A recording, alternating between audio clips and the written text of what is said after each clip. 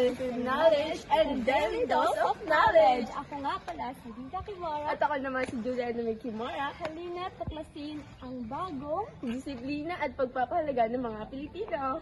Pero wait! Please like and subscribe! Excuse po, pwede po bang mahingi yung inyong opinion tungkol sa disiplina noon at ngayon? Opo. Pwede ka po ba magbigay ng isang halimbawa?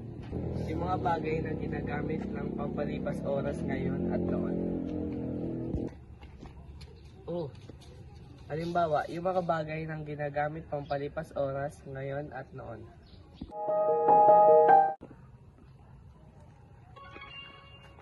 Uy, tara, maglaro tayo sa labas. Doon yan, Oo nga. So may parang nga. Oo nga, naglalaro ko yung Mili. ML ka lang ML, di ka na natatapos dyan. Ano naman? Oh, puro ka cellphone, oh. Wala kang magagawa. Eh, bala ka nga dyan. Go!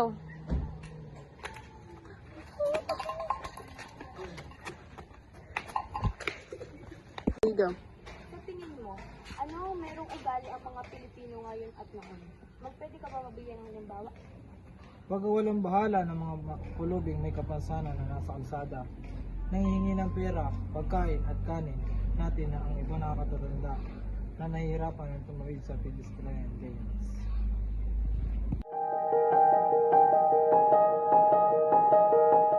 Go. Ang disiplina at pagpapahalaga ng Pilipino ay nakaugat sa pagmamahal sa pamilya, bayan at Diyos, na ipinapakita sa pamamagitan ng bayanihan, paggalang, paggamit ng po at opo at katatagan ng loob. Ang mga ito ay nagbibigay buhay sa kultura, tulad ng pagpapanatili ng pananampalataya, katapatan at pakikipagkapwa-tao na nagsisilbing pambansang pagkakakilala sa gitna ng modernisasyon. Ay, mga kalangbat! Ay, wait lang! 1, 2, 3, go! Goodbye mga ka-daily dose of knowledge!